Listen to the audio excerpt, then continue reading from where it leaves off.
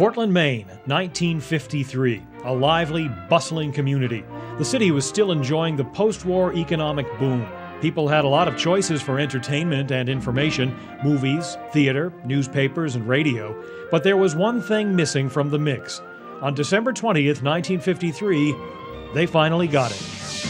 I'm plugging in my switching on, tuning in, everything I'm looking at, just like a cat, my little set will never quit. WCSH-6 50-year Flashback, a golden anniversary celebration. Here's your host, NewsCenter's Pat Callahan. It's hard to believe. WCSH-TV has been a part of this community for half a century.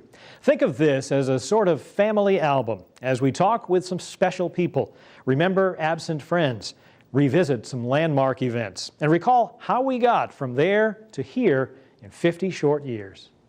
But first things first, the story begins with radio. WCSH Radio went on the air in July 1925, the brainchild of hotel owner Henry Reynolds, who thought radio might be a good way to promote his business. A year later, WCSH became a charter member of the NBC Radio Network, an affiliation that continues to this day. This is our original set of NBC chimes, one of the few still in existence. WCSH was named for the Congress Square Hotel, where the studios were located, and it was a remarkably successful venture. The Reynolds family added several more stations across the state to form the Maine broadcasting system. In 1953, the FCC lifted a 5-year freeze on television station licenses, and there was a lot of competition for the prime channel locations in southern Maine. A low-power UHF station came on the air in the summer, but it didn't last long. Portland's first VHF license went to WCSH. We of the WCSH-TV staff like to recall that when Channel 6 began operations 4 years ago, that beginning marked the first time that thousands of Maine and New Hampshire people had been able to receive a clear, dependable picture on their TV sets. It was logical that the Reynolds family would be a strong contender for a license. They had money and business savvy. In addition to which, they owned a radio station. And the FCC, in those days, felt it would be of value to promote ownership of television by the people who knew what they were doing, broadcasting by radio. Southern Maine viewers could sometimes pick up weak signals from Boston or Providence, but having a Portland station was big news. They were ready for television, and when Channel 6 came on in 1953, it didn't take any time at all before people were really excited, and television sets were bought all over the place. But in the early days, nobody lost money. It just didn't happen. The only question was how much more you're going to make next year than you did this year. I mean, that truly was how it worked. That building was all at one time on the 7th floor WCSH-TV. Fred Thompson, the grandson of company founder Henry Reynolds and a former company president, recently returned to the old Congress Square Hotel. This is the studio. The studio floor is still here. This is where Youth Cavalcade took place. Cliff Reynolds had a show in the afternoon called Funhouse that was here.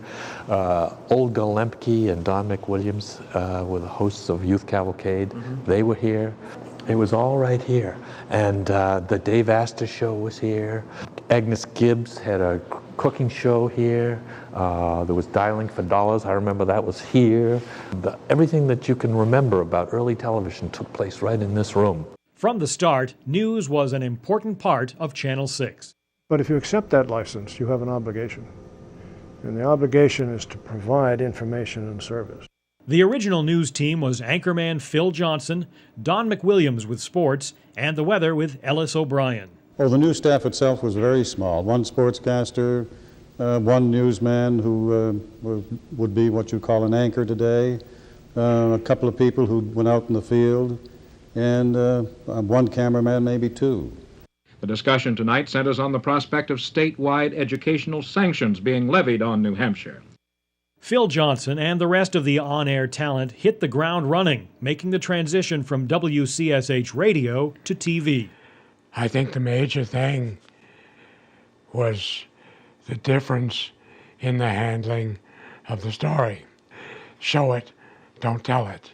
And that was a major problem in many ways, because, you know, you're used to typing out all the details. Channel 6 made an impact right out of the gate.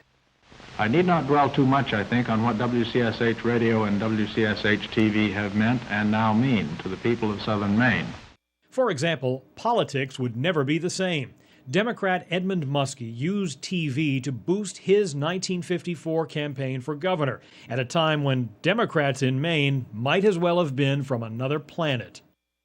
Our first program was broadcast on Channel 6 right after the Sunday after the primary in June. We purchased a half hour of time on a Sunday afternoon, brought the candidates in. So a lot of people saw a live Democrat for the first time that they'd ever seen one. And we didn't look too bad to them, I guess. Our entry for the Best Local Television News Show Award has been prompted by our pride in the accomplishments of the WCSH-TV News Department. Larry Garrity was the news anchor in the late 1950s and early 60s, a time of change and innovation.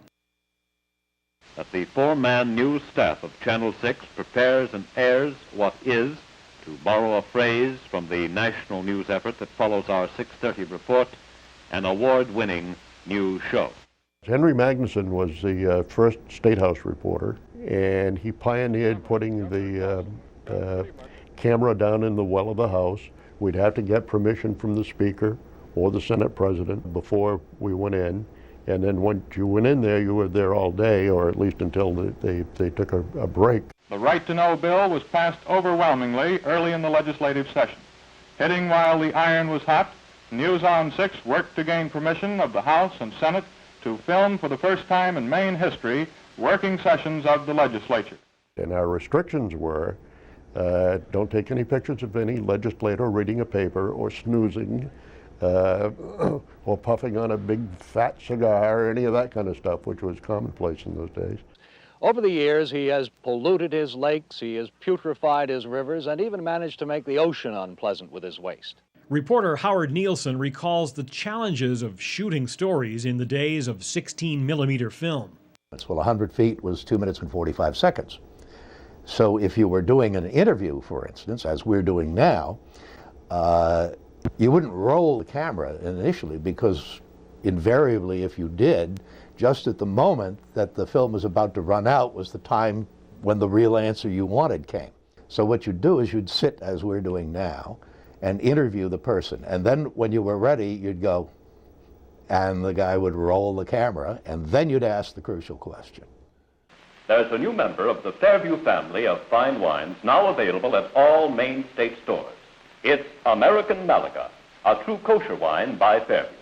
American Malaga by Fairview is a naturally fermented wine with no additives, only the smooth Concord-flavored grapes, selected for their sweetness and that foxy flavor. If you enjoy the natural flavor of Concord-flavored grapes, you'll want to fill your wine glass with American Malaga by Fairview. American Malaga by Fairview is a guaranteed kosher wine by the signature of a California rabbi right on the label. It's bottled at the Fairview plant in Gardner, Maine, under the direct supervision of Rabbi Norman Zdanowicz of Auburn. And say, you save when you buy American Malaga by Fairview. It's only $2.25 for the half gallon. For that foxy flavor, try American Malaga, a true kosher wine by Fairview. Well, this George Hunter, the big man from Freeport, an awful good kind of a day. You know, bread pretty much looks all alike nowadays, and sometimes we get fed up with it. But the other day I ran across Mrs. Carter's old-fashioned style bread, and that's something that's different. It's something that is right near to my heart, and something that will stick right with you when you eat it. It's a square loaf of bread. It comes to you all sliced. It got real He-Man slices. In fact, if you're going to toast it, the big slices, you have to take down your knife, cut her right in two, something like that, to get her in the toaster. And it don't cost you but $0.25. So remember when you go to the store to pick up that square loaf of bread for just 25 cents, Mrs. Carter's. Technology continued to evolve. There's the unmistakable image. There is the first live television picture across the Atlantic. But the stories being covered in the 60s and 70s were not so different from today's. News doesn't change that much. The technology has changed tremendously, and the method of covering news has changed. But essentially, a fire is a fire, a murder is a murder, a politician is a politician. Didn't you think you'd be killed up there? Well, that's the chances a police officer has to take. This morning, in a guarded room in the basement of the federal courthouse in Portland, 7 men began the slow process of reviewing more than 11,000 disputed ballots. Even if the war in Southeast Asia were over tomorrow, it's still important to reduce our military budget and turn the country towards spending that money for the needs of people rather than for destruction. So you're pretty strong about the hourly wage. Oh, sure. My God, people can't get by. Even with $2.50, you're lucky to get by if you get a family. Channel 6 kept an eye on the arts, as in this documentary about a show by sculptor William Zorak. And newscasts regularly featured theater reviews by Fritzy Cohen. A tornado in perpetual motion, he is staggeringly superb. This is Fritzy Cohen for WCSH News. It was just fun. Everything was fun. It wasn't like a job, you know? We don't even know that there's a shark around here. Look, I can't argue with you. I can't talk to you. Fun and flexible enough to allow Fritzy to do some acting of her own. Any special questions? Is that $3,000 bounty on the shark in cash or check? I don't think that's funny at all. I'm sorry. All right.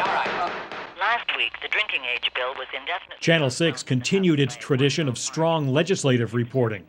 Speaker Martin, are you satisfied with the House committee members as they have been determined? I think so. I think the members have been chosen based on their qualifications. Perhaps to a fault. The tilt was more toward politics. Out of a 15-minute newscast, we were probably doing 9 or 10 minutes out of Augusta on a daily basis, and it was a pretty heavy diet. This is Jean Murray at the State House in Augusta for Eyewitness News.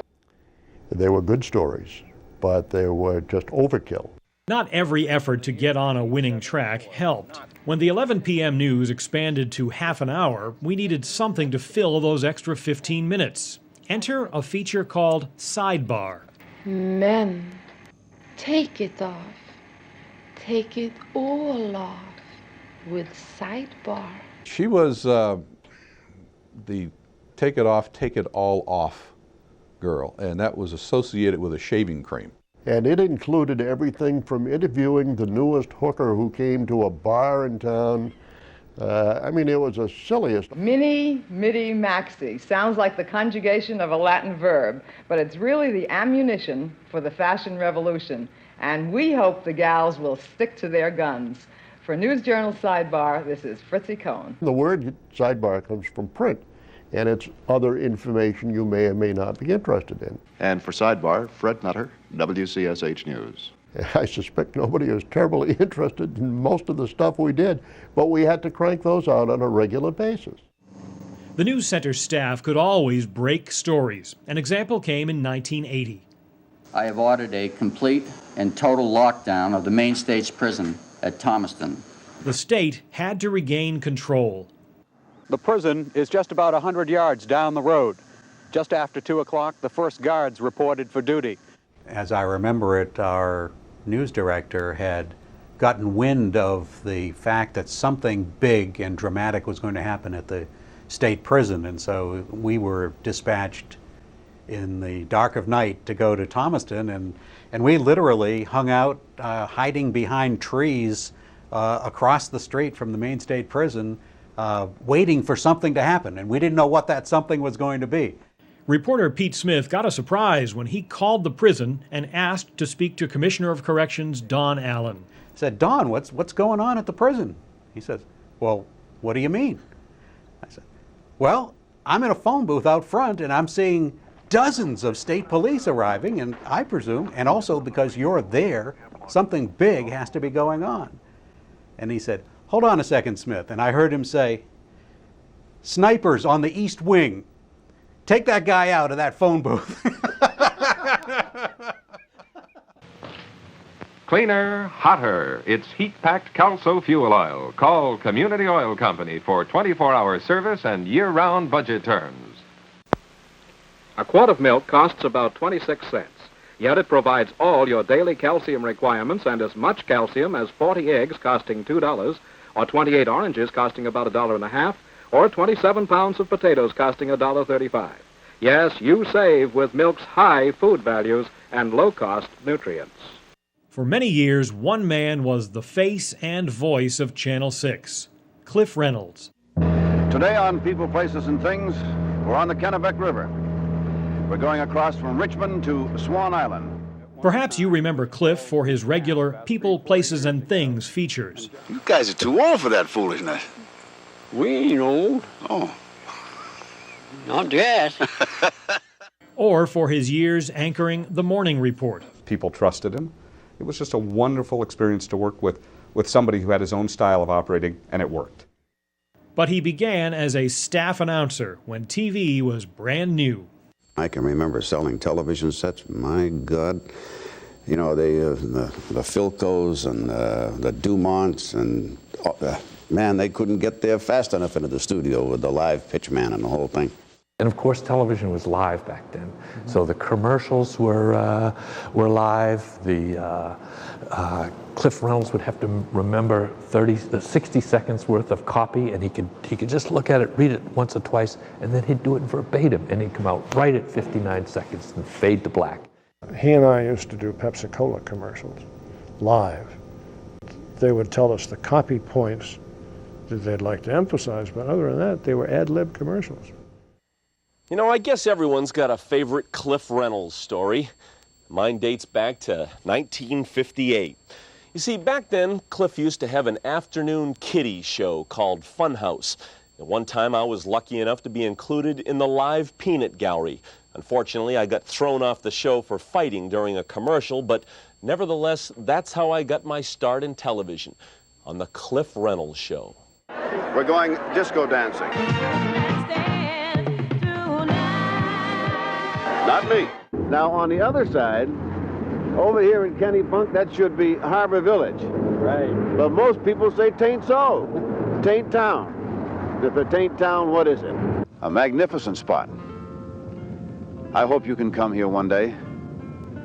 We all invite you, and we'll keep it forever as is.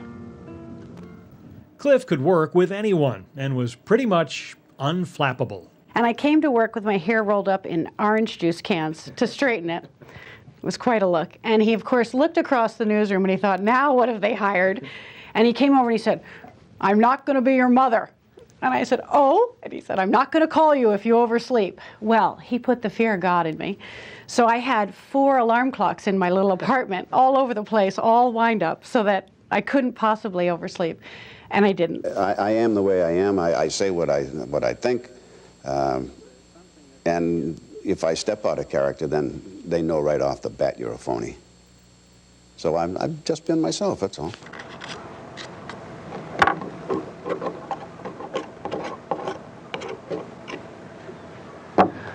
That's the way it's done. And oysters are for all seasons here in the state of Maine. And they're good. The children insist on using our new Schultz convertible sofa sleeper for their bed. Watch and see how easy it is to make a full-sized bed out of our new Schultz convertible sofa sleeper. Look, a press of the toe on this lever and our gorgeous sofa by day becomes a comfortable bed by night. So easy to open, even a child can do it. They sure look comfortable, and you can be too. Schultz convertible sofa sleepers are available in a wide variety of styles with a choice of gorgeous fabrics. Any room in your home can provide both living and sleeping space if you choose a Schultz sofa sleeper, because they come in sizes from chair bed to king size. A Schultz convertible sofa sleeper is easy to own. Ask your local Schultz dealer. Prices are reasonable and budget terms always. Are you guys selective about the commercials you do? Or I am, OJ isn't. a news unit that can arrive on the scene of a major news story on a moment's notice. The 1980s brought a lot of change to Channel 6. One of the first new faces to arrive was Neela Smith, brought in to anchor with John Doherty. When I first got here, the pieces were 2.5, 3 minutes long very often. Next, the story of a man from Mechanic Falls, Maine, who is now living his dream. The feeling at the time was, if you shorten the stories, there's no content. News director Jeff Marks was brought in to shake things up. The news department had some really talented people, and they needed an opportunity to work outside the box. Reporters began to go farther afield to cover stories. The only thing I can do, I'll That's really how it started for Samantha Smith. A letter expressing a child's concern for peace. And suddenly there she was in Moscow's Red Square, a long way from Manchester, Maine. In his invitation to Samantha Smith, Soviet President Yuri Andropov told her that he wanted very much for her to visit the youth camp at Artek near Yalta. Someday I hope to return. A new anchor team took over. Now, if you shoot videotape, you can be part of the NewsCenter 16. Richard Rose arrived in 1985, just in time for Hurricane Gloria. So I was doing the morning cut-ins and hadn't met Cliff Reynolds yet. And he gets on the air with me, and I'm standing there in just a suit, and it's pouring, and I'm completely drenched, trying to look like, yes, I'm a professional, and this is what professionals look like when they're completely drenched, standing on the rocky coastline of Maine. And at one point, Cliff says, Richard, I think maybe you ought to invest in a slicker. And I was like, slicker? What's a slicker? I'd never heard that term before, but that was my introduction to slickers. Good evening, I'm Jan Fox. Jan Fox came to Portland not long after. Can you spell scared to death?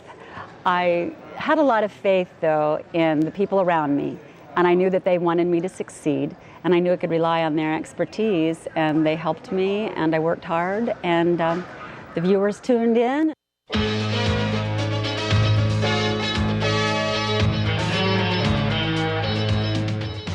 It was a great run. We followed New Hampshire schoolteacher Krista McAuliffe as she prepared to ride the Space Shuttle Challenger. I said, think of the craziest carnival ride you've ever gone on, and you know how you kind of have to get your courage up, and then it's just kind of thrilling. And that's how I view the shuttle program. I think the adrenaline will be flowing, but more from excitement. And with Patsy Wiggins in the studio and me reporting on the launch from Florida, NewsCenter broadcast one of the most shocking and unforgettable stories of the century, live.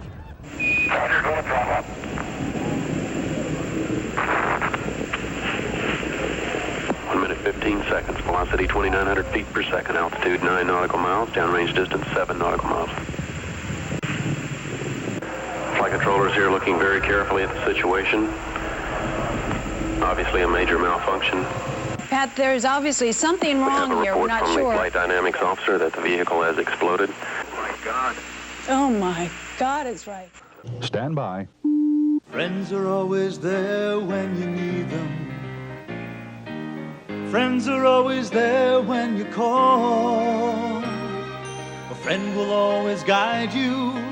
A friend stands right beside you.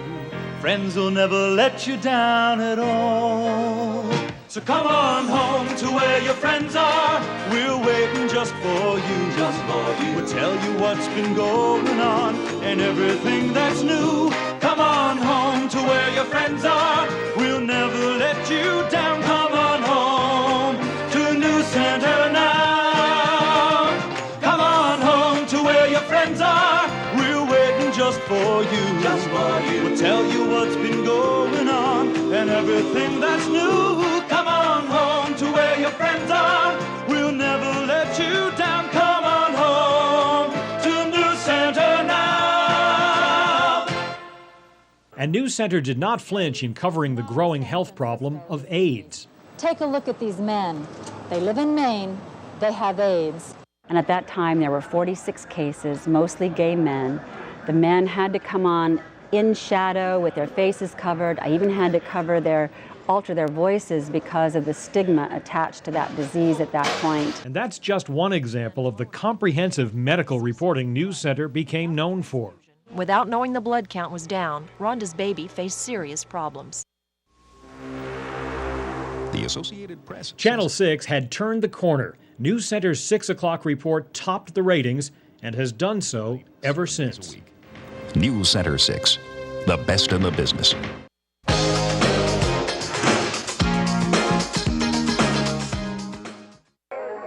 One of the people who really helped make NewsCenter 6 stand out from the crowd was Bob Elliott.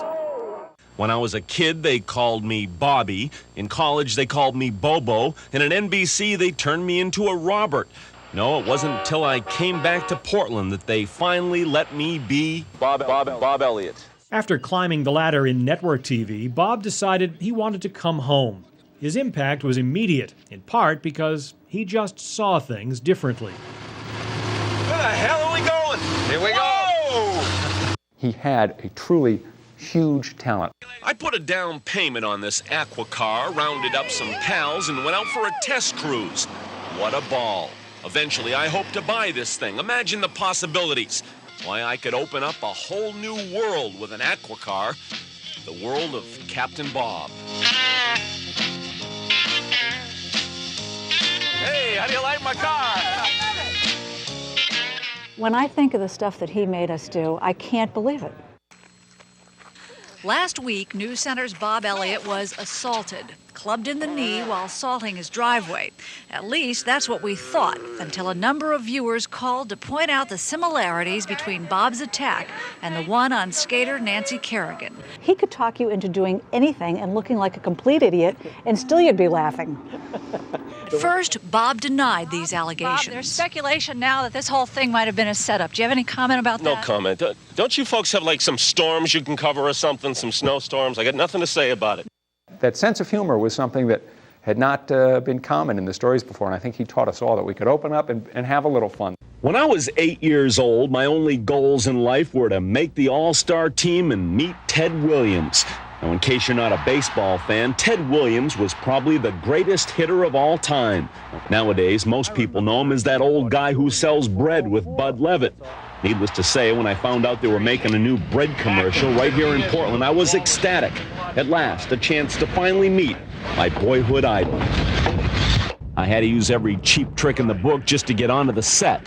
I'm a big fan of Nissin's bread. I slowly worked my way behind the scenes and even got to hold one of the reflectors. Something told me Ted wasn't interested in meeting the media. They all stink. My old pal Bud Levitt finally calmed him down and set up an interview for me. Any one memory that really sticks out in baseball for you? Well, I could name you several, and there were several. Certainly my last home run, I got a touch there. I finally got to meet Ted Williams, and he was everything I built him up to be. Larger than life, bigger than John Wayne. It was like being 8 years old all over again. Live from Portland, Maine, it's the best of the basement with Bob Elliott. Bob loved his hometown and was a real part of the greater Portland community. He even created the Bob's Landmark Awards. You'll see these around at places like the Portland Expo Building and Deering Oaks. Sam DiPietro made sure the one awarded to his South Portland sandwich shop would last. Well, actually, I met Bob when he was in high school. Bob and Sam went way back, and when Bob returned to Maine, it was like he'd never left. Then there's Pat's Meat Market on Stevens Avenue. It's run by the Vacchiano family, has been for 42 years. Most of these places got forced out by the supermarkets, but not Pat's. It's doing better than ever. And it's high time this place got a Bob's Landmark Award. And he came up with this idea of coming up with a sign saying that he acknowledged the place. And back in I think it was 92, we decided to renovate. And my brother decided that he was going to put the plaque up, so he made this plaque for us. I think you're the only guy who's got one in marble. I know we are. Last time we gave an award to DiPietro's. They accepted, but then took down the wood sign and put up a marble plaque. Ain't that hard?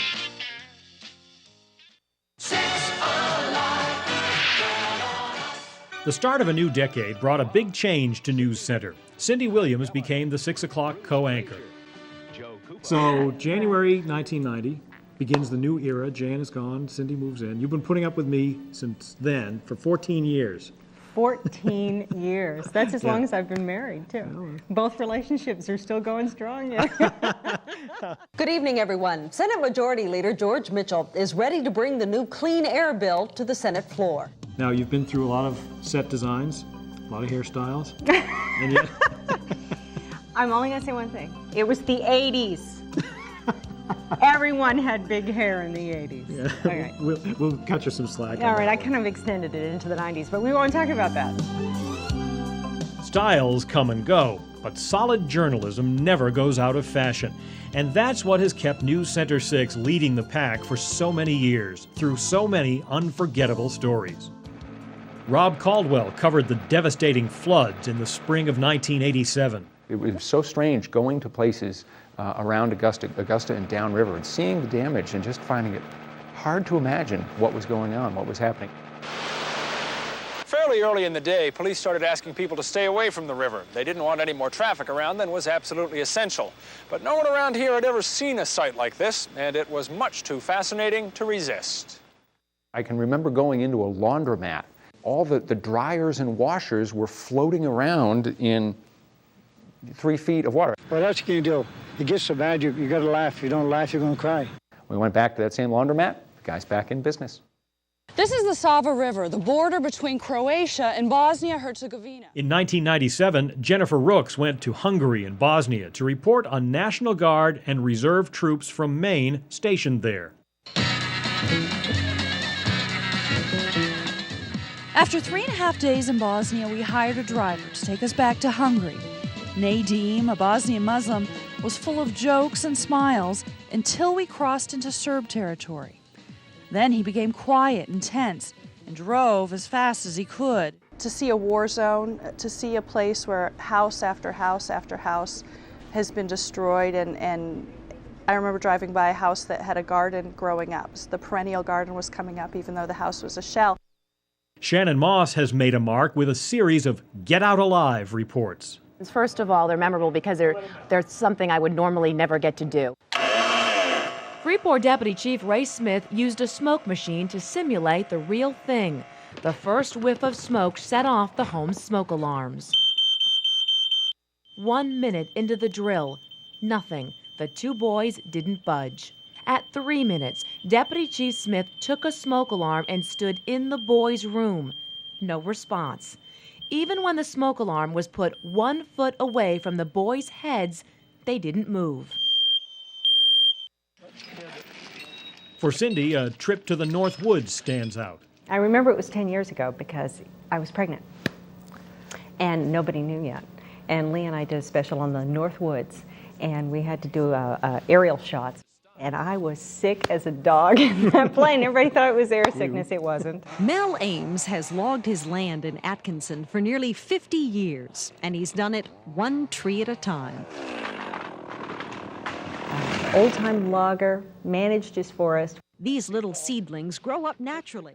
And was kissing on his trees. He was a real character. It was just a great story to do. One of those people that just sticks with you. A memorable moment for me came when former Senator George Mitchell was chosen to chair the all-party peace talks in Northern Ireland. The choice was rather controversial, but people came to trust Mitchell and appreciate his diligence, as we saw while walking with him in Belfast. Pardon me for interrupting you. I wish you well. You're a very brave man, and I hope you keep at it. Thank you very much. Okay. I appreciate it. Thank you. I'm glad you can walk the streets of Belfast. Thank you. Thanks very much. And afterwards, when the fellow was gone and we shut off the camera, Senator Mitchell says, "You set that up, didn't you?" I said, "We're not that good." That was a sign of the genuine outpouring of affection that they had developed for what he had given to them. To be in the news business means you don't follow banker's hours. Before there was a NewsCenter morning report, there was Jake Brophy with the Farm Report. I know many of my viewers and many of our listeners each morning on the main broadcasting system on WCSH-TV, Channel 6, were our regular viewers each morning.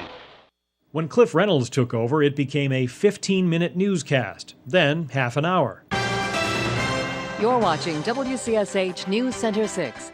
The morning report kept growing, and it now runs for 2 hours beginning at 5 a.m. Working that shift can be tiring. Once I get here, have some coffee, and start looking at things, I still get energized, and so I guess as long as I feel that way, you know, I'll keep doing it. And of course, as long as I can stand these two. And many viewers feel a special connection with the morning team. For whatever reason, people really do think of us as part of their families. I don't know if it's because it's the very first thing they do in the morning is flip on the news and see us, so that it feels more like we're integrated into their whole day. And news is a 7-day-a-week responsibility. At NewsCenter 6, we never stop. That's why we have more newscasts on the weekend than any other station in New England. Jennifer Rooks has been holding down the fort on weekends for many years now. I'd worked at 2 other stations before here, and they were revolving doors. Everybody was always looking for that next job. And I came to Channel 6. I've been here 10 years, Pat, and I'm still on the bottom of the vacation sign-up list. In a nomadic business, what is it that keeps people going at Channel 6? Makes some of them come back after leaving for supposedly greener pastures. This place to me is like a family, as trite as that sounds, and I missed everybody so much. It's as simple as that and as corny as that. That makes sense, because it all began with family, the Rhines-Thompson family, and the tone they set. They were very much believers in the station being a leader in the community, a leader in all aspects, be it charitable work or entertainment work of the highest standards that you could have at that time. Did you find it a fun place to work? Oh, it was easier than working, safer than stealing, and more fun than loafing. A very talented group of people, and the thing that made it so great to be here was we just had so much fun, both sometimes on camera, sometimes too much fun on camera, and off camera as well. So it was a great, you know, a lot of camaraderie, made it wonderful. Take a look at the forecast now for the weekend. The outlook is not great. Rain, scattered thunder showers this afternoon. Now what is that? Highs 60 to 65. Patsy, that's not funny. That guy's big. Cut it out. You see him through the fog of that lens, but it gives you some sense of how crazy it is out there. NewsCenter's John and Pampa is live somewhere in Portland. John, where are you? Richard, we're standing here in the middle of nowhere almost. The mayor of Biddeford wants the city's police commission abolished. But first, she wants 2 of the 3 members to resign. Commissioners Dennis Letelier and Robert Ladderpush, exploding light going off here. The change was supposed to take place on April 1st. The legislature ordered the system to cut paperwork for the state workers. Inspections will be done prompted by concerns of possible cyanide poisoning. Fresh grapes from Chile are making their pre-scare levels when supplies catch up with demand. Having trouble with my earpiece here. Because of what's at stake, Judge Childs says he would hold a hearing as soon as possible. The court judge yesterday ruled... And you may not know this, but it is Bruce Glazier's birthday. Happy birthday, Bruce. Thank you, Cindy. And actually, you know, the station is so excited about your birthday that they've decided to expand one of their most rewarding and successful public service campaigns. The Hug-a-Bear campaign will now include the Hug-a-Bruce.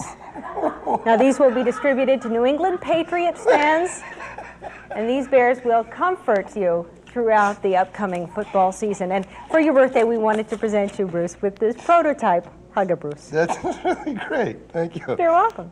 I came here from a station where there was a lot of backbiting, a lot of discontent, and a lot of huge egos to contend with. And I walked in here, and I was blown away immediately by how wonderful everyone was. Not only just as good people, but how good they were to their fellow workers. It was just a really great place to be. I felt good being here. I remember it was fun, and I don't think I realized how much fun it was until I wasn't doing it. And the reason why this newsroom stands out so surpasses other newsrooms is because of the professionalism, the experience that the reporters and the anchors and the photographers bring to the table, and also it's like a family here. You know, we have our squabbles and we bicker, but everybody gets along, everybody cares about each other, and it's just a huge support group here. It really is an exceptional bunch of people. Channel 6, may it go on forever and ever. It's the best thing that ever happened to me. It was just wonderful. I loved every minute.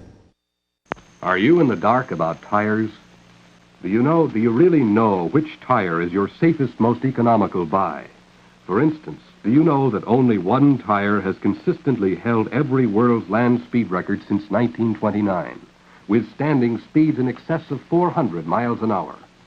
Do you know that only one tire combines unmatched traction on wet or dry pavement with greater riding comfort? Do you know that only one tire gives you quiet, tension-free construction, at the same time giving you thousands of miles of extra life? Do you know that the one tire that does all this and more is world-famous Dunlop, the tire proved best by every test? Howdy, it's us again. My partner, Bill, and I are going to be doing a very special sports overtime. Now, as you know, the Maine guides are back. And Bill and I, being avid sportsmen and all, are real anxious to meet him. And we'd like you to meet him with us. Why, we'd be as happy as gophers in soft dirt if you join us here in our skybox seats as we meet the Maine guides on this very special sports overtime. Nice shot. Thank you for your support. The first man to fill the sports director's chair was the legendary J. Donald McWilliams. Hi, this is Don McWilliams, sportscaster for Eyewitness News, each weeknight and on Saturday, too. You'll see it all. We had lots going on locally. My preference was local sports, and there was a lot going on in every season in local sports, and more than enough to fill the time. In fact, I used to grouse when anybody ran into my time because I had a time so closely. In early 1977, Don McWilliams stepped down and passed the torch to a newcomer named Scott Wally. But part of the deal is dealing with big talent, big salaries, big egos, and big league pressure. We wish him well. Scott Wally at the Civic Center in Portland. It was daunting in that I was replacing a legend. It was daunting in that it was my first time ever on television, so I had the double whammy going for me. He wasn't a complicated sportscaster. I remember he said, just write a sportscast, go ahead, you know. So I said, I don't know how to write a sportscast. He said, well, just do a couple things off the wires and put down the scores and just put it together. Wally's tenure as sports director was relatively brief.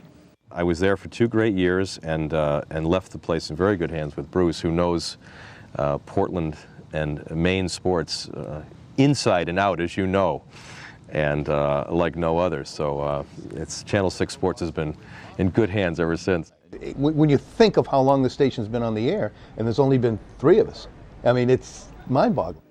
Bruce Glazier takes a backseat to no one in his love for local sports, especially high school football. Gabby, I know you thought you could win this ball game. You knew you could, but did you think you could do it with such ease? And the ultimate game in his eyes is the annual Thanksgiving Day clash between Portland and Deering high schools. I've missed 1 game, and that was in 1955. I mean, not since the inception, but I started going in 1954, and I missed 55, and I haven't missed since. You know, of course, having gone to Portland, played for Portland, knowing the rivalry, knowing what it means to those kids that this will be the last high school football game that they ever play, and then going down and seeing your old friends and classmates, just it's my Thanksgiving. It's better than the turkey. Bill Green joined the Channel 6 staff in 1981 and made a name for himself with his outdoor reporting. I think being the outdoor station has been important to this station, and consistently having someone who feels comfortable, you know, going into a sporting camp or mountain biking or something like that, I think has really helped us down through the years. Station managers found an unusual gimmick for Bill to lend his voice to try to connect with hunters and fishermen. Here's Bill Green with a fishing game forecast for tomorrow. If the weather cooperates, Friday should be a great fishing day. I would have preferred to have done something a little bit more credible to establish myself as someone who was interested in being, you know, in the outdoor scene. I remember once going out in the trout. We were biting between 2 and 4, though. I shot a deer once at the peak, you know, in like 1982. Bill and Bruce made a formidable team in many ways. Hi, Mike. Hey, how are you? How you doing? Keep it going. Everybody got hot chocolate? Yeah. Okay, let's go for a sleigh ride. Jingle bells, jingle all the way. Oh, what fun it is to... How do you think this is going? Well, you know, for another $50, we could have had the horses. Jingle bells, jingle. We tried to make sports fun, sports for your mother-in-law, and I think that's what video sports and sports overtime are all about. Local sports means everything from horseshoes to hockey, hoops to high jumps. High school athletes get special attention in the varsity club. That was about 16 years ago we started that, and I get to see 30 to 35 of the best senior high school varsity scholar athletes in the state of Maine. It's very rewarding because these kids are just tremendous. And local sports has also meant New England's painful love affair with the Boston Red Sox. I think if I get 10 years in the big leagues, I'll be 29, and that'll be nice. That'll be nice. Then you can retire and wait for your pension to come I'd like along. to retire at 29 years old, yeah. So you're an old Brooklyn Dodger. This is the kind of pennant race I'm sure you must love.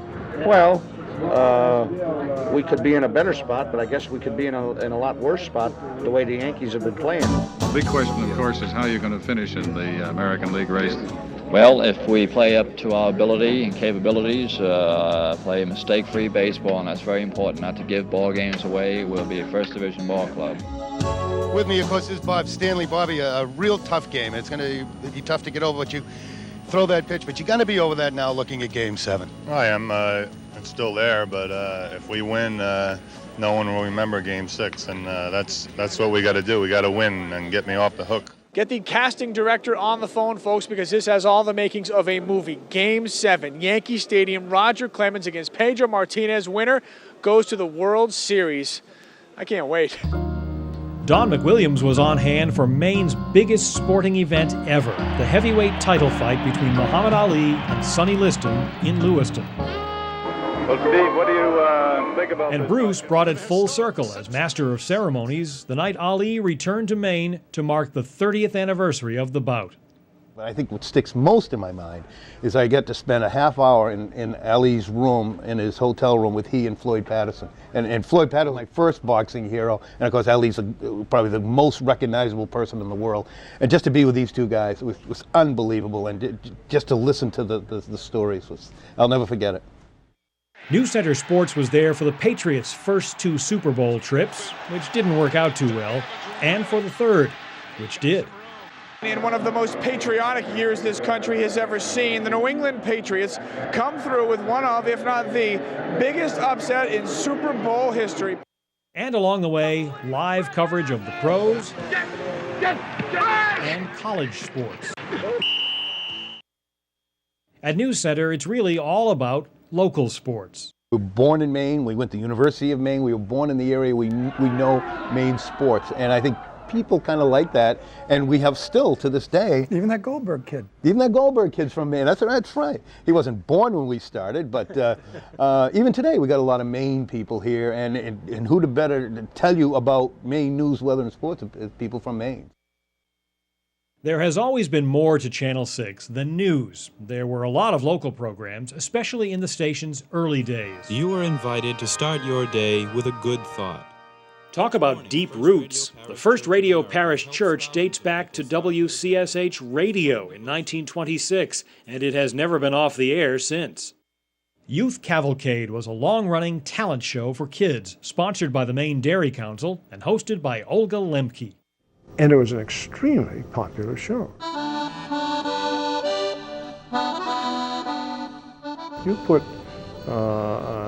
enthusiastic young children on performing, whether they're dancing or singing or whatever.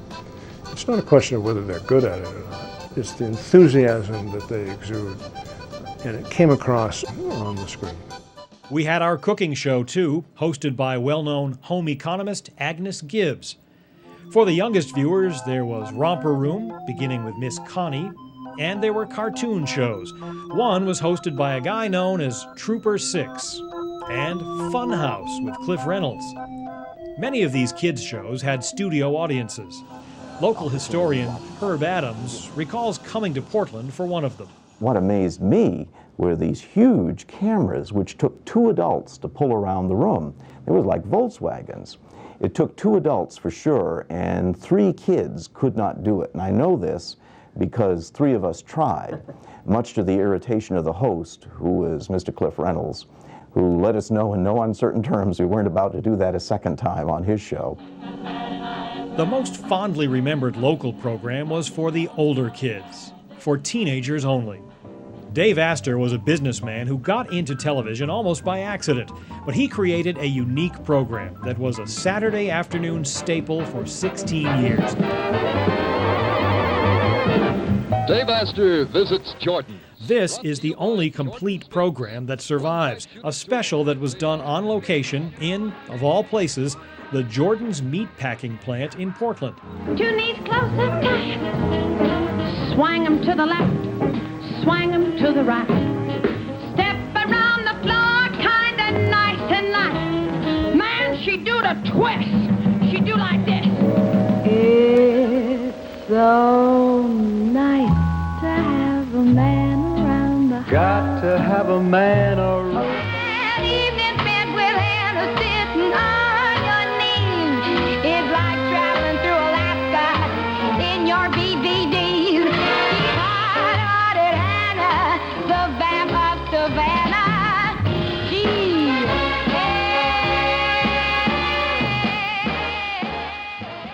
Dave Astor recalls he simply wanted a show to make people smile. And I thought the best way to do it was through teenagers, because in my own mind, everybody is a pre-teenager, a post-teenager, or a teenager. And so I said that if I could show a whole group of teenagers having a good time, then people are going to watch with a silly grin on their faces. The concept was simple, consisting largely of students from area high schools performing lip-sync routines to popular records of the day. Dave insisted on professionalism, and the kids, Dave's regulars, practiced hard. Make people believe this is coming right out of the networks. They were that good. And I feel like we should be surrounded right now by how many students, Dave? 40, 50 regulars over those years? That were just tremendous group of people.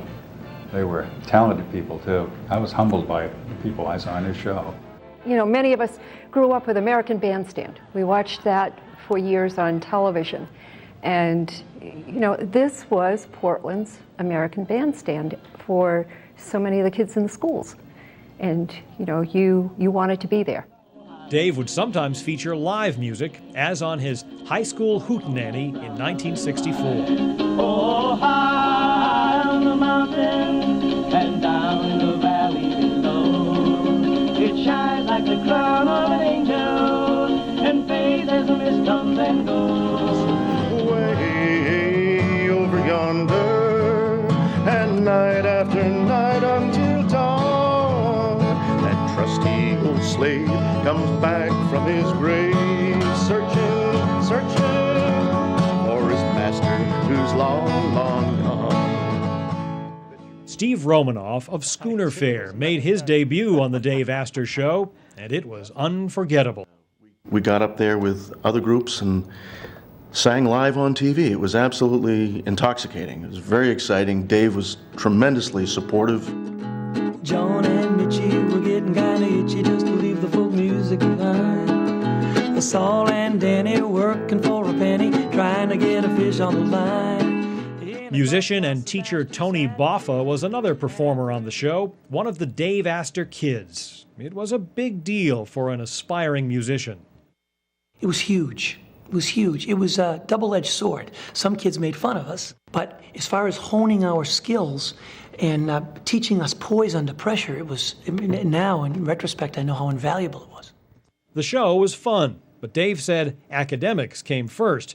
If anybody got a D on a report card, they couldn't be on the show for the next quarter. As a family would do, and this was family, everybody reported exactly what their grades were for that quarter. And it was a matter of pride because we represented a lot, we wanted to do well. And this character sometimes would be on the fence, but I'd be on the border. That rule was very important to Tony Boffa. So I was a fairly bright kid that wasn't ready to achieve. I used to sneak out of class and figure songs off from records and things like that. And Dave was a huge part of helping me get through all that. Yeah, it was important to be on the show. And Dave would constantly question, how are your grades? What Dave Astor was doing was breaking ground. He was a pioneer in every sense of the word in the television industry. He had the knack for television, and lucky for the rest of us that he did. Can you think of an easier way of preparing lunch for the children and a buffet supper at the same time? Or even pack your husband's lunch pail? Jordan's sliced luncheon meats are so convenient and so fresh, too, in the vacuum package.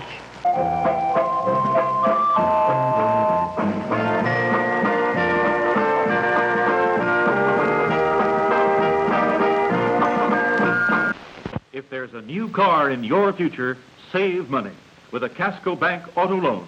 Only $5 per 100 per year, no other charges. The first Channel 6 weatherman was Ellis O'Brien, a vital part of that first news team. When he left the station, WCSH turned to promotion manager Lou Colby, who realized he needed a gimmick to compete. His shtick was Hannibal's Crossing. For some reason, it kind of bubbled to the surface when I got here and was looking for something to hang my hat on. So Hannibal's Crossing became that place, that every Maine's place. As time went on, the station realized it needed a more serious approach to forecasting. In 1976, Barry Burbank became WCSH's first meteorologist, followed briefly by Paul Cousins, and then in 1979, current mainstay Joe Cupo. When I started the first few shows, I just thought it was like a game, because when I was a kid, I built this elaborate weather set, news set, and I would just stand up there and do weather shows. Kept me off the streets. I used to watch the weather on TV and then go upstairs and recite what I just heard. Had a little map with lows and highs on it. It's clear these guys take the weather seriously. Hey, take a look at this satellite photo, and you're going to see what I'm talking. Wait a minute, something's wrong here. This looks like the planet Uranus. Let's turn that satellite around, guys. Can you turn it around? Thank you. But as longtime morning and noon show weathercaster Peggy Kaiser found, one can be too serious. And I was on the weekend, which was a little bit out of my element, so I was really trying to do a great job. I was working with Pat Callahan and Bill Green, two huge stars. So it was a hurricane weekend. And I wanted to get it right, and I wanted to get the latest information possible. So we did the open of the show, and I went running back to the Weather Center and ripped off the latest wire copy. Oh my gosh, it was huge.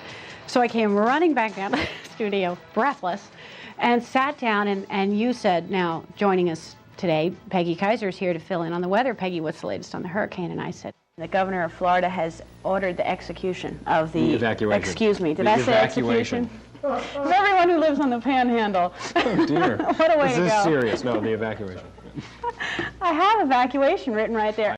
And this, of course, was at the beginning of the weather forecast. I still have 3 minutes to go.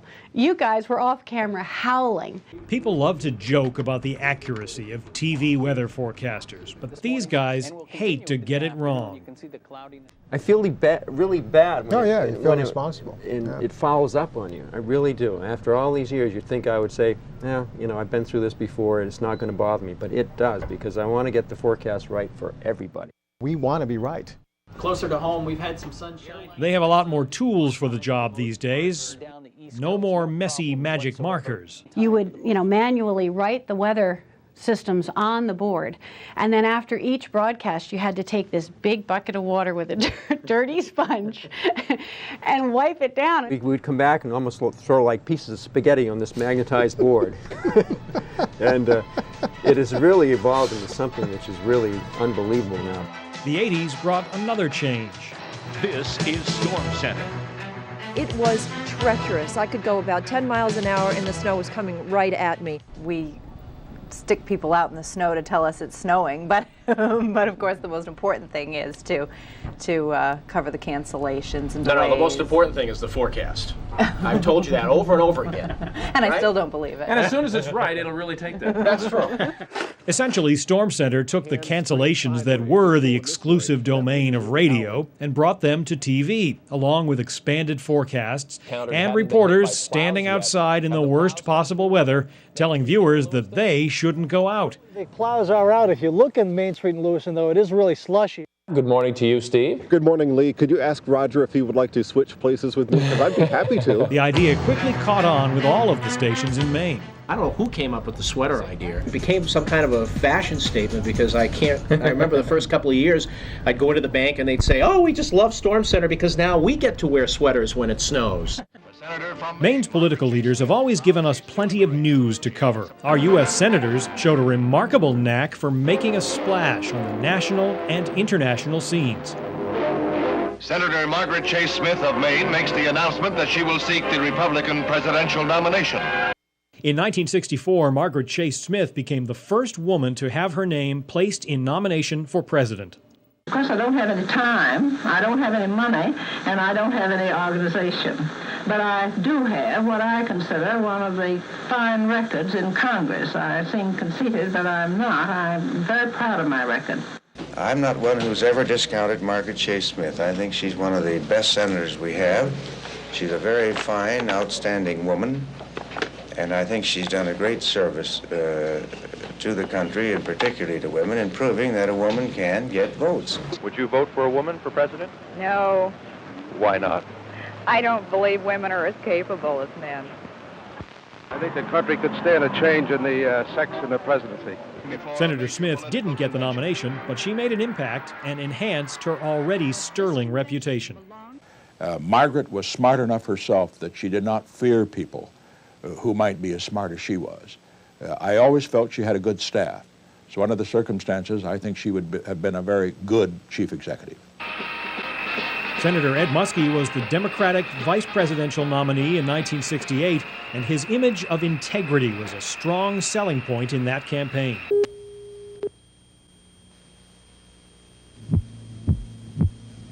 Never before in our lives have we been so confronted with this reality. Who is your choice to be a heartbeat away from the presidency?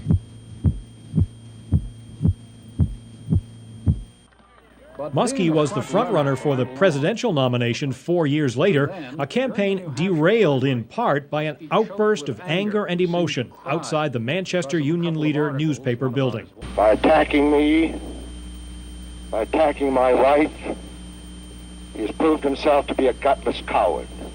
It's fortunate for him he's not on this platform beside me. A good woman.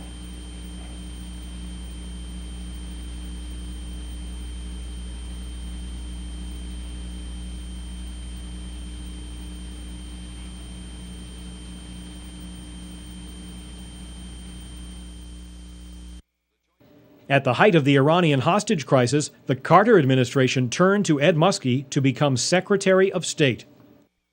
Senator Muskie brings to the senior position in a president's cabinet years of experience in foreign policy, a very deep and profound knowledge of our country, the esteem and respect of his fellow senators, sound judgment and integrity, which will be a great asset in this challenging position. In Congress, Bill Cohen showed his willingness to take unpopular stands when he voted to impeach President Nixon. And as the Republican ended his Senate career, a Democratic president chose Cohen for his cabinet as Secretary of Defense. Today, I am pleased to announce the new national security team. George Mitchell became known nationally when he delivered a strong lecture to Lieutenant Colonel Oliver North at the Iran-Contra hearings. It is possible for an American to disagree with you on aid to the Contras and still love God and still love this country just as much as you do. Mitchell rose to the pinnacle of power in the U.S. Senate and earned respect on both sides of the aisle when he served as Senate Majority Leader. I always try and talk to George sort of Mondays before the whole tempo of the Senate becomes uncontrollable, or late on Friday afternoons when the business is really done. Then you can get in and see him. You try to catch him in between that time, and you see that George Mitchell frown, the shaking of the head, and that brilliant mind of his working in ways that remind everybody who's in charge. And our current senators, Olympia Snowe and Susan Collins, have demonstrated their clout as moderate Republicans courted by all sides. NewsCenter's political coverage has also extended to national conventions, which are full of people worth watching. You never know who you might run into. This gentleman here. Hello. God bless you, Tom Brokaw. It's good to be back here in New Orleans. Facts are stupid things. Stubborn things, I should say. leadership, if not present help, in a time of crisis. So I met you at the point of challenge in Maine, where paper workers were striking for fair wages. Now, one of the speakers that the Democrats always bring out is the Reverend Jesse Jackson. Always a big crowd pleaser. Yeah. Do you do Jesse? It is unfair to be in despair on welfare. Wow, people are looking at me now. I know. Hillary's right over there. Hey, Hillary, God bless you. You don't suppose she'd like to join us, do you? No, I don't think so. Are you enjoying yourself? There's an awful lot of people here who seem to love you. I am when I get on the floor. It is really, the excitement of a convention is really an experience. You know, my friends, if you happen to be the son of Greek immigrants, my friends who came to this land looking for economic opportunity, that's one word, Pat, economic opportunity, a land where their boy could grow up to perform miracles, marry a Jewish girl, and one day learn to speak Spanish, yo soy uno de ustedes. A charismatic guy like that managed to lose to George Bush. Hey, well, and I said before, that we don't need a president who can speak Spanish. We need a president who can talk gibberish. I am that man.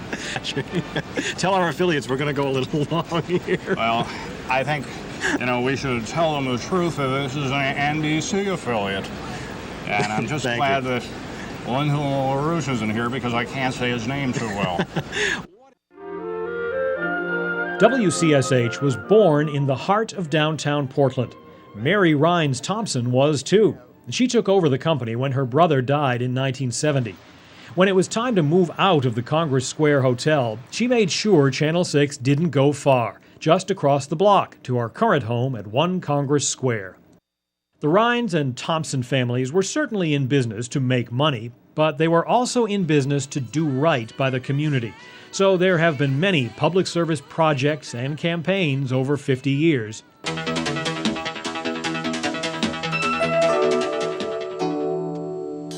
Welcome to Feedback.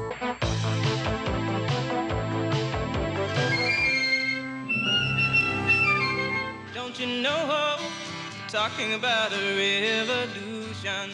Live, the Faces of Poverty talk back with Dr. Judd. March through the streets of downtown Lewiston and Auburn with the 4th annual Maine State Parade. Thank you for making our 23rd annual Six Alive Sidewalk Art Festival in town Portland such a tremendous success. Runners from 41 states and 16 countries are here with thousands of local runners to take part in one of the premier road races in the world, the 6th annual People's Beach to Beacon 10K. Think about me.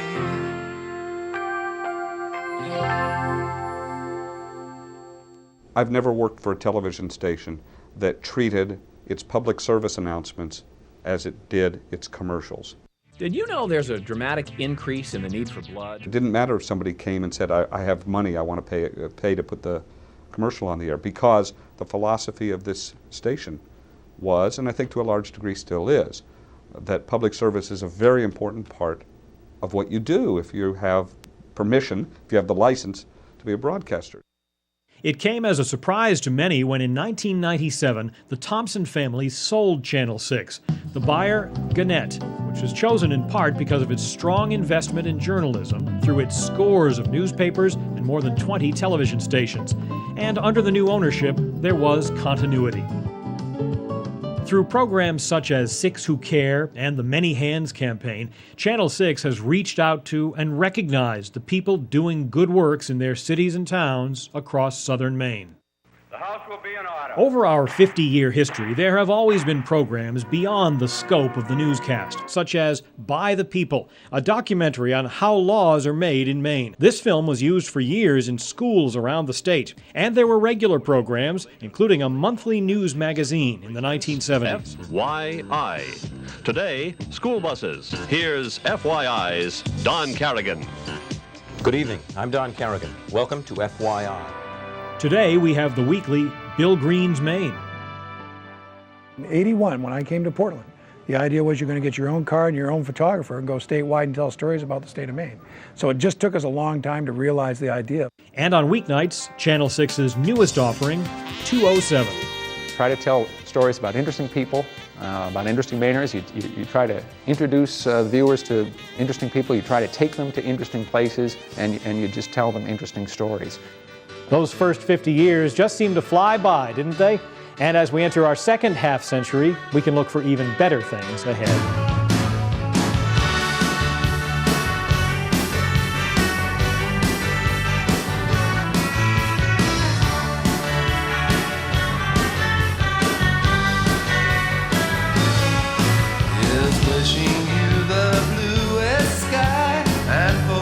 Something better comes tomorrow.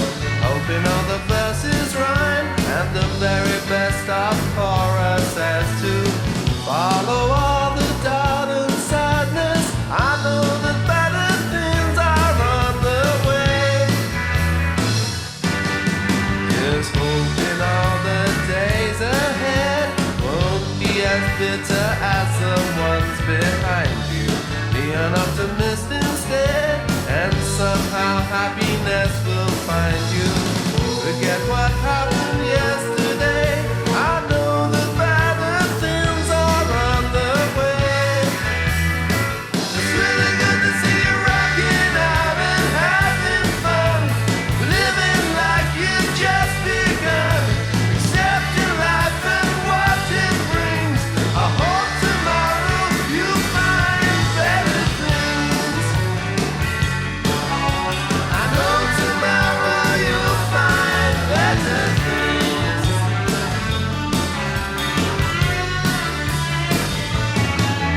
Here's wishing you the bluest sky and hoping something better comes tomorrow. Hoping all the verses rhyme and the very best of choruses too. Follow all the doubt and sadness. I know that better things are on the way. I know you got a lot of good things happening up ahead. The past is gone, it's all been said. So here's to what the future brings. I know tomorrow you'll find better things. I know tomorrow you'll find better things. I hope tomorrow you'll find better things. I know tomorrow you'll find better things. I hope tomorrow you'll find better. In closing, may I express my own and my co-workers' gratitude to all who have helped us with their expressions of approval for our efforts, and to those others whose helpful criticisms also have been of real value. Our watchword in the year ahead is greater progress.